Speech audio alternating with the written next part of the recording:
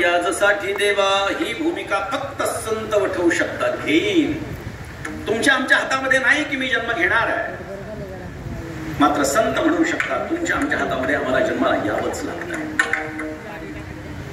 आमचं जे कर्म आहे पापाच्या योगानं हीन योनी प्राप्त होईल, पुण्याच्या योगानं उच्च योनी प्राप्त होईल, मात्र जन्माला यावंच लागणार आहे जोपर्यंत कर्म संपणार नाही.